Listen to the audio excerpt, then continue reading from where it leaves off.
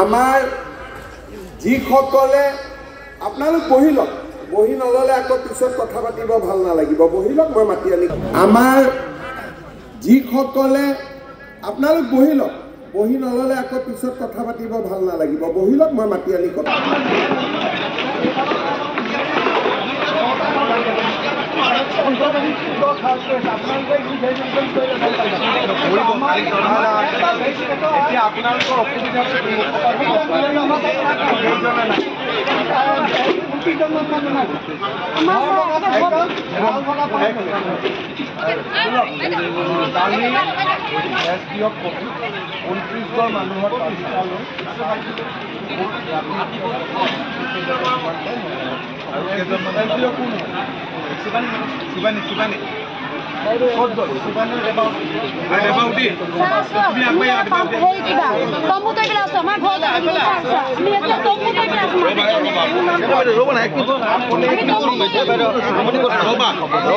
যদি কৈ থাক মই কেনেকে কম কামটো হ'ব লাগিব নহয়, মই ক'লেহে কামটো হ'ব। আপোনালোকে ইটো চাইডৰ পৰা যাওক, ইটো চাইডৰ পৰা ইটো চাইডৰ ঘৰৰ ফটো চলি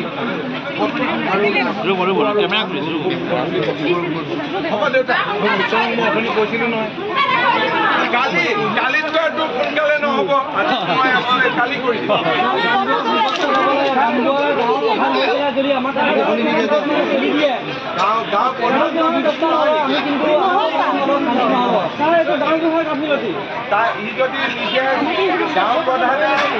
গাঁও প্ৰধানে যদি বদমাছি কৰাৰ কাৰণে হৈছে, লগে লগে ডিষ্ট্ৰিক্টৰ গাঁও প্ৰধানে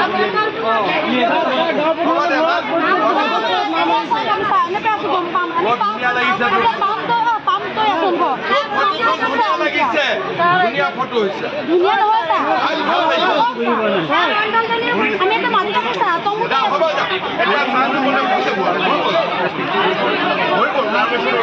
মাথাউৰি ভাগোতে আমাৰ ঘৰে দুৱাৰে চব মাটিয়ে ভেটিয়ে ঘৰে দুৱাৰে নিলে।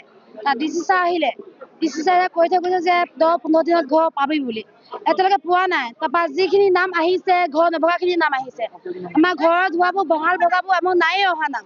এতিয়া আমি চাওক, আমি এই এনেকুৱাত আছো ঘৰ, এতিয়া পাম কৰি আছো, পাল তৰি আছো, মাটিত আছো ঘৰ, কেঁচুৱা লৈ লৈ মাটিত আছো ঘৰ। এতিয়ালৈকে আজিলৈকে ইমান হেয়ে কোৱা নাই, ব্যৱস্থা কোৱা নাই। হিমন্ত বিশ্ব